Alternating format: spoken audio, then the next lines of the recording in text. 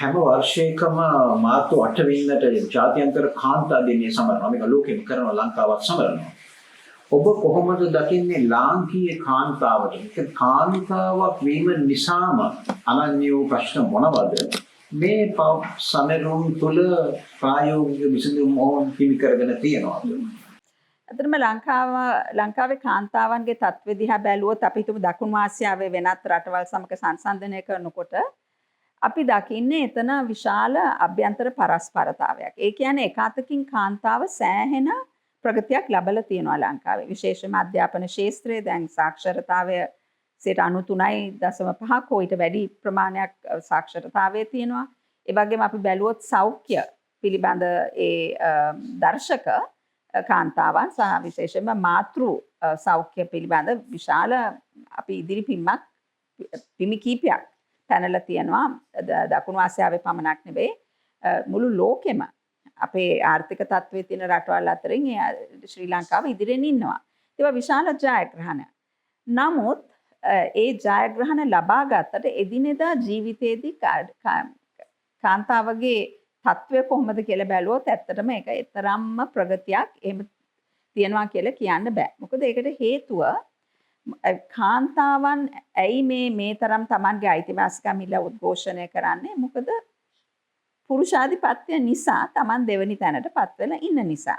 කාන්තාවන් සහ පුරුෂයන් අතර සම අයිතිවාසිකම් තියෙනවා නම් මෙතන ගරුත්වය Tamanගේ ගරුත්වය ආරක්ෂා කරගනිමින් සම අවස්ථා ලබාගෙන ජීවත් වෙන්න හැකියාව තියෙනවා නම් මං හිතන්නේ කාන්තාවන් මේ තරම් Tamanගේ අයිතිවාසිකම් ඉල්ලලා මේ උද්ඝෝෂණය කරයි කියන එක.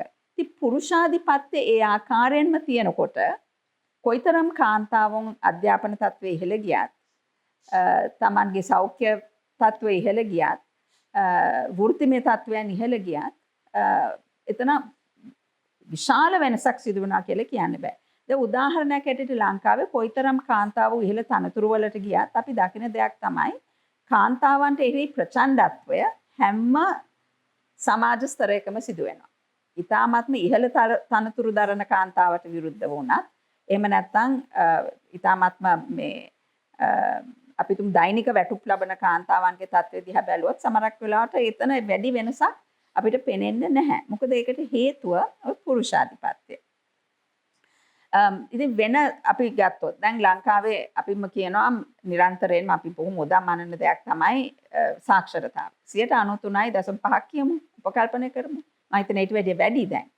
නමුත් අපි බැලුවොත් රැකියා ක්ෂේත්‍රය විශේෂයෙන්ම මේ ශ්‍රම බලකාය දිහා කාන්තාවන් කොයිතරම් දුරට ආර්ථිකයට දායක වෙනවද කියන එක 37 ඉක්මවලා යන්නේ බොහොම කලාතුරකින්. ඒක ඇත්ත වශයෙන්ම අතිශයින්ම මවිතයට පත්වන කරුණක්. ඉතින් දැන් එකාතකින් කාන්තාව හැමතිස්සෙම වැඩ කරනවා. කාන්තාව අපි හිතමු ගෘහණියන් හැටියට ගෙදර ගෘහය තුල වැඩ කරනවා. නමුත් එහි තියෙන ආර්ථික වටිනාකම හඳුනාගෙන නැහැ. ඉතින් අපි එක්කෝ බොහොම විධිමත් ක්ෂේත්‍රයේ හෝ අවිධිමත් ක්ෂේත්‍ර අපි කියන්නේ ඉන්ෆෝමල් සෙක්ටර්ස් කියලා ඕ වගේ කාන්තාව වැඩ කරාට සමහරట్లాට ගෙදර මැෂින් එකක් තියාගෙන ඇඳුම් මහන්න පුළුවන්, නොයෙකුත් විදිහේ ව්‍යවසායන්ගේ යෙදෙන්න පුළුවන්, කෑම හදන්න පුළුවන්, කඩයක් පන් හදලා විකුණන්න පුළුවන්. දැන් මෙහෙම බැලුවත් කාන්තාවන්ගේ ශ්‍රම දායකත්වය හරි අඩුයි ලංකාවේ. ඉතින් මේකට හේතුව කුමක්ද? ඔන්න ඔතන තමයි අර පරස්පර විරෝධීතාවය එන්නේ. ඉතින් එතන අපිට පෙනෙන්න තියෙන දෙයක් තමයි කාන්තාවන්ගේ අධ්‍යාපනය කෙරෙහි ආයෝජනයක් සිදු කරාට රාජ්‍ය සහ දෙමව්පියනොත් ඉතාමත්ම උනන්දු වෙනවා මේ දරුවන්ගේ අධ්‍යාපනය කෙරෙහි. දැන් ලංකාවේ කාන්තාව පිරිමි දරුවෝ ගෑනු දරුවෝ කියලා වෙනසක් කරන්නේ. නමුත් ඒ අධ්‍යාපනය අවසානය කියලා හිතමු අපි ඉහළ මට්ටමකට ඉගෙන ගත්තත් එතෙන්දි නැවත වරක් බලාපොරොත්තු වෙන්නේ කාන්තාව අර සාම්ප්‍රදායික භූමිකාවට සම්බන්ධ වෙලා ඒ විදිහට කටයුතු කරනවා කියන එක. ඉතින් ඇයට එතරම්ම පොදු කටයුතු වලට සහභාගී වෙන්න, වෘත්තියක යෙදෙන්න, ශ්‍රමදායකාවක් වෙන්න තියෙන අවකාශ අඩු වෙලා තියන්නේ ඇයගේ තත්ත්වයේ තේරුම් ගන්නේ නැතුව තේරුම්ගෙන ප්‍රතිපත්ති සම්පාදනය කරලා නැති නිසා. හොඳම උදාහරණය තමයි බොහෝ කාන්තාවන් රැකියාවකට නොයන්නේ Tamanගේ දරුවන් බලා ගැනීමට පහසුකම් නැති නිසා.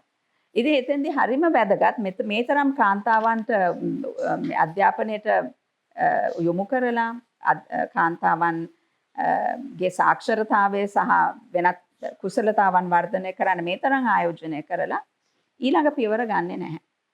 ඉතින් මේක වැදගත්. ඒ වගේම ආයතන ඇතුලේ කොයිතරම් අර මං කලින් කිව්ව විදිහට මොනතරම් ආයතන මේ කාන්තාවන් උගත්කමින් පරිපූර්ණ වුණත් දැනුමෙන් පරිපූර්ණ වුණත් උදාහරණයක් ඇරෙට sexual harassment ලිංගික අතවර නිරන්තරයෙන්ම සිදුන බස්රිය තුලද රැකියාවකට යනකොටද කොහෙ ගියත් එහෙම නැත්නම් සම කාර්යාල තුල විශ්වවිද්‍යාල තුල පාසල් තුල මේවා නිරන්තරයෙන්ම සිදුවන රෝහල් තුල.